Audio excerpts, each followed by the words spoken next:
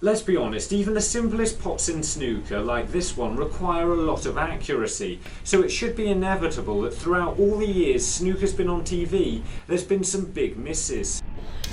It's actually hard to say at times why one miss would be more important than another. So this is the top 10 surprisingly big misses in snooker that are either very memorable or fascinating in some way. In the order of what I think is the most significant.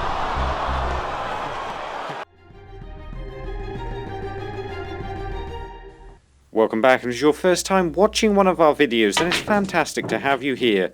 There's a long list of reasons that you could use to explain why anybody missed any snooker shot. This could be anything from a poor delivery of the cue to playing a shot with unwanted side or cueing across the ball. Or just simply line it up wrong. And if you film enough of anybody's life, eventually you're going to find something that goes comically wrong. And that's why we tend to think of the people who are on camera most as the biggest idiots in our society. And that just makes me glad that the thousands of hours of shots I've missed remain completely undocumented. For professional snooker players though, it's a completely different story, as every shot they miss is heavily scrutinised. So in that case, let's begin our look at the biggest misses of all time, starting with number 10. And Ding Junhui in the 2017 World Championships against Lang Wenbo, where he was left what appeared to be a fairly straightforward plant. So what is it that can go so wrong with this type of shot? I've got two more or less identical plants, and they're both missing just to the side cushions. Now, because the odd way that plants actually work, I'm going to have to play these shots to hit the top of the reds here to actually force the plants into the pocket. So if I start with the first one, so let's force that into the pocket, and that missed the other plant, which is good. And if I do the same thing with this one, I hit it on the top side and force this into the pocket. But that didn't do it. All because although they're lined up to miss by the same amount, the gap between the second two reds is slightly larger. But I think the real reason that Ding missed the plant has a lot more to do with accuracy. It's usual to think when you get a chance like this, it's an easy way in. But even with a shot where the balls are this close together, you've got to actually be quite accurate with it. You've got to be in between here and here on the cushion. And that's almost exactly like potting the ball from this position. It's most likely though that Ding just misjudged the shot, but surprisingly this huge error didn't actually cost Ding the frame, although he only just scraped the match 13-12. Number 9. Over the years there's been a lot of big misses caused by kicks, and for a long time people believe this was caused by chalk getting between the balls, like I'm adding to this red here. But as the first shot shows, it doesn't necessarily have any effect.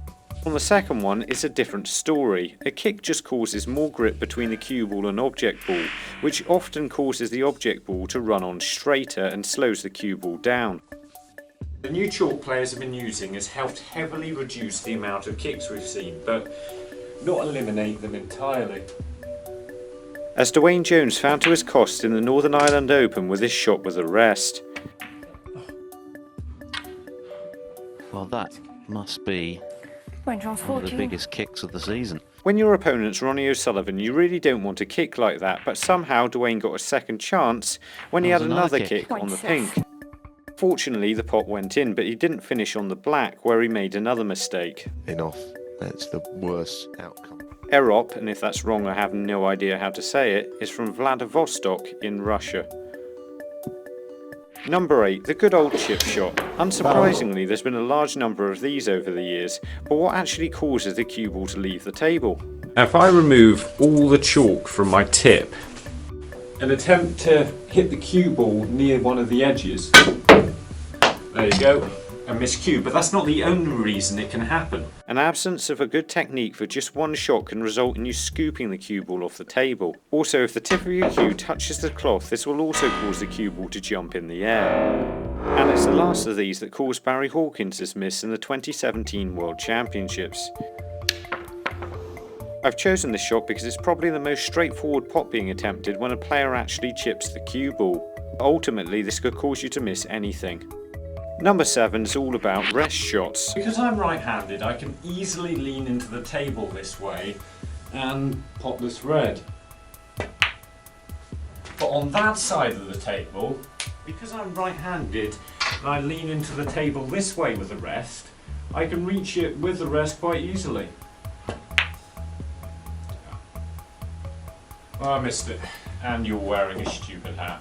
For reasons I don't fully understand, about 20% of left-handed players play right-handed with the rest, which is made all the more odd because you never seem to see a right-handed player playing left-handed with the rest. So this makes it incredibly difficult for players like Mark Allen to reach certain shots, and this is the best example of that.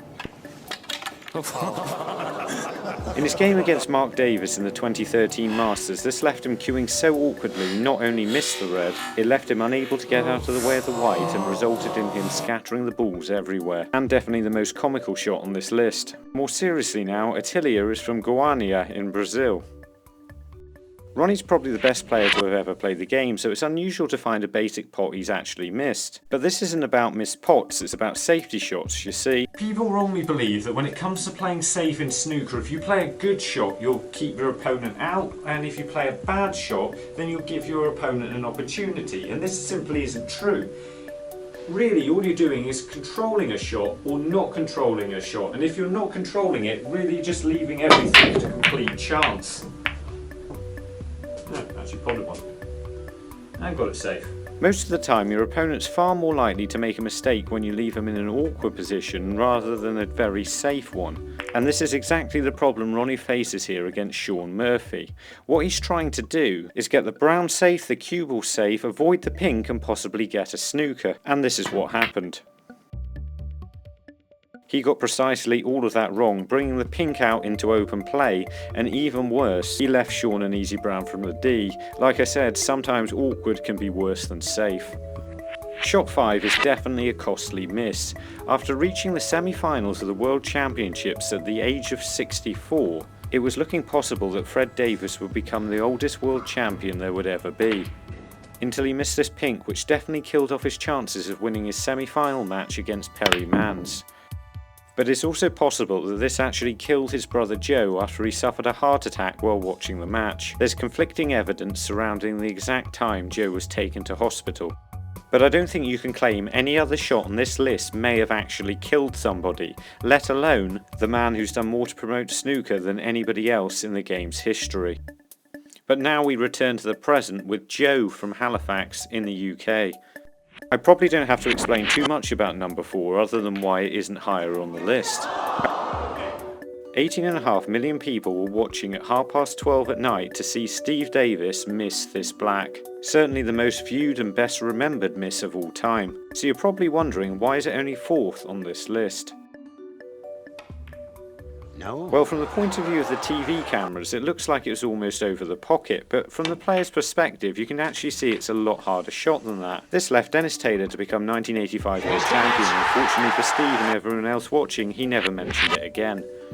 So how do you top that? Well, with a ridiculously young looking Mark Williams and a final that's being decided on a respotted black. We were approaching the end, but still comfortably inside of his opponent Stephen Hendry's dominance of the game. Until Mark missed this long black, everyone was thinking maybe this was the start of a new era of snooker away from the Hendry dominance. Now, I don't think anybody expected Hendry to miss this shot, but I'm a bit surprised he played it so slowly, because on the snooker table, the nap of the cloth runs from the bulk end of the table all the way up to the top. And if you play any shot across the table, it's a good chance that it might roll offline one way or the other. Which probably didn't happen, but That's in, is it? he did, however, still miss the pot. Now, obviously, he's got a lot of faith in the quality of the table to be able to play a shot that slowly, and he was probably afraid the ball might follow the black in off, but I would have liked to have seen him play it just a little bit firmer. Number 2, something completely different altogether. When you get a chance early on in the game, there's so many ways you can commit a foul or make quite a significant tactical error. And if you're thinking about all this stuff, you're not really concentrating on the game, so every now and again, odd things like this happen. But this all came as a bit of a shock in the semi-final of the Northern Ireland Open. Barry Hawkins left Anthony Hamilton the first chance in the deciding frame, but unlike the previous shots, he didn't actually miss anything and did something far more unusual.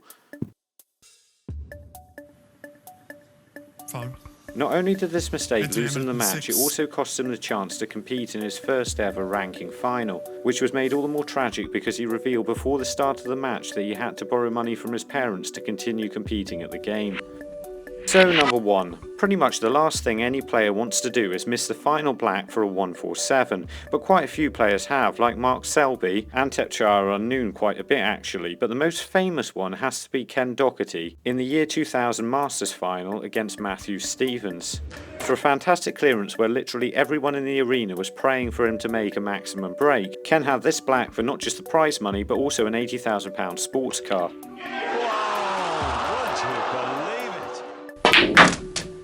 I think luckily in a number of ways I've never had the chance to miss a shot of that magnitude. So is there anything you can do when you get a vital pressure pot like this? It's hard to be critical of anyone in these situations, but I'd definitely say if you've got a pressure shot, try and take as much pace out of it as you possibly can, just not too much like possibly the Stephen Hendry shot earlier. Fortunately, Ken did make a 147 later on in his career, though it was for the sort of prize money that Ronnie O'Sullivan would have probably left the final black in disgust for. Now this controversial list probably has all the wrong shots in all the wrong order. So if you want to know about more controversies to come out of snooker, then why not try snooker's biggest controversies, or find out how to cue straight in snooker. And remember, don't just watch, play, and make the commitment to becoming a better player by subscribing to the channel and visit the website. See you later.